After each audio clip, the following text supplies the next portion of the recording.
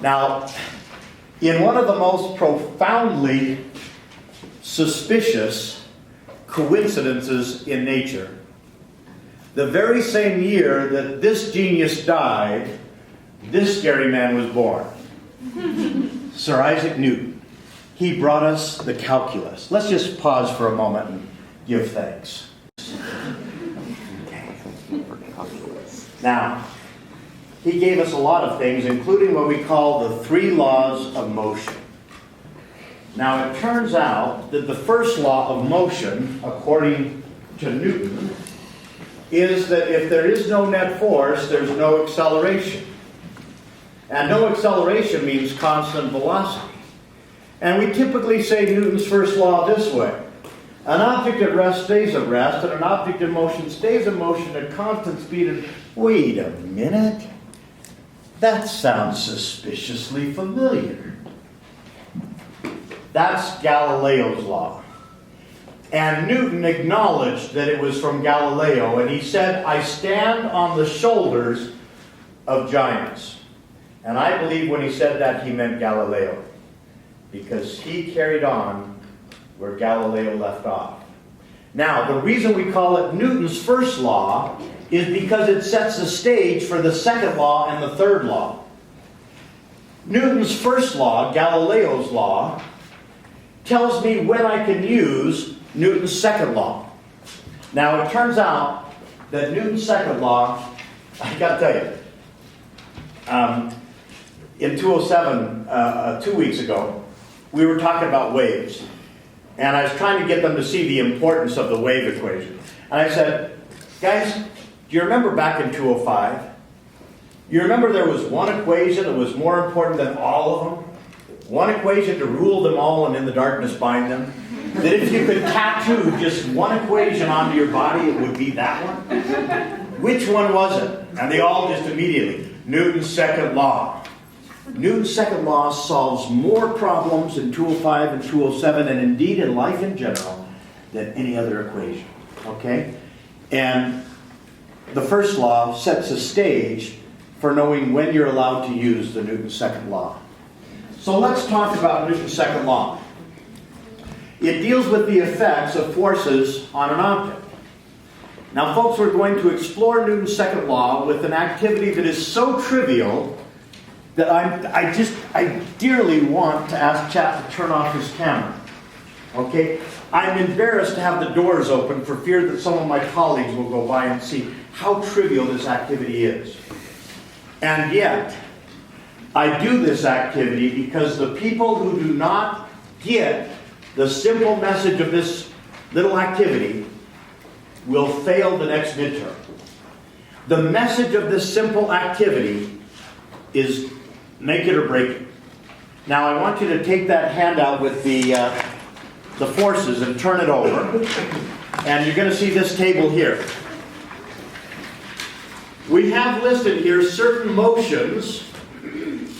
And for each of those motions, we're going to draw a velocity vector, an acceleration vector, and an arrow to tell us what push or pull is necessary. This is the key. Not to create the motion, but to maintain the motion. Okay? Now, the first one. Just the block of dry ice is at rest. If we have truly leveled this table, that's beautiful. What would you call that velocity? 0. Yeah, what would you call that acceleration? 0. Don't say 9.8. 0. Okay, so I've got 0 velocity, 0 acceleration, and I didn't have to do anything. Okay? Now the second one we've seen already. We get it started. It goes at constant velocity to the right. Okay? The velocity vector's to the right. The acceleration is, it's going at constant speed in a straight line. 0. And what did I have to do to keep it going? 0. Nothing. It could be 3 miles long and keep on going. Now the next one, it moves to the right and speeds up. This is a little bit more tricky. If it's moving to the right and I want it to speed up, I got to push in the direction it's going. Now if this were 3 miles long, and I kept pushing on it, it would keep going faster and faster and faster until I humanly could not keep up. Would have to have a robot doing it to keep pushing at the same speed. Okay, so it's moving this way. I want it to go faster, so I've got to push in the same direction. I told you this was trivial.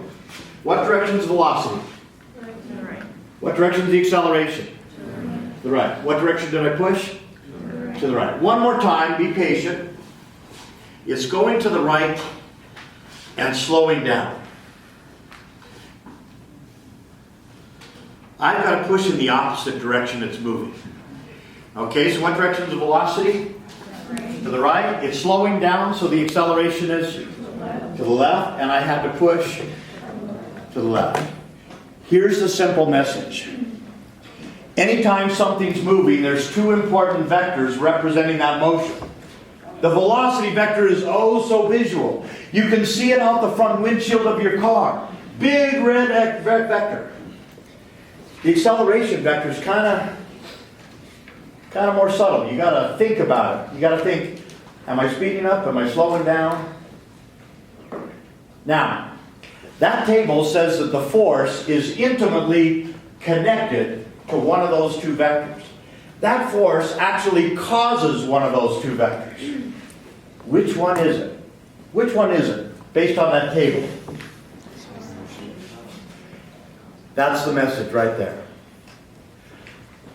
The force is always in the same direction as the acceleration because the force causes the acceleration. Now people, the force is sometimes in the same direction as the velocity. By accident. By coincidence. There is no physics there. But this connection is ironclad every stinking time. If the acceleration is to the right, my net force has to be to the right. I have to have more force to the right than to the left. Okay? Force causes a change in the velocity, which is an acceleration. Not velocity, acceleration. Now, just for fun, let's suppose that we brought the first 3 rows up here, and everyone was given a pencil with an eraser. And remember what you learned in that second tutorial. If we wanted this block of dry ice to go in a perfect circle at constant speed, and all of you people were gathered around this table, and all you could do with your pencil was push, poke, how would you be poking this dry ice? What direction? Yeah, towards the center, perpendicular to the velocity. What if you wanted this thing to go around in a circle and speed up as it went? How would you poke with your pencil? Less than 90 degrees with respect to the velocity. And if you wanted it to go in a circle and slow down, you'd poke greater than 90 degrees. It just all comes together, doesn't it? It's all so beautiful. It's so much prettier than biology. Biology is just messy. Messy, messy.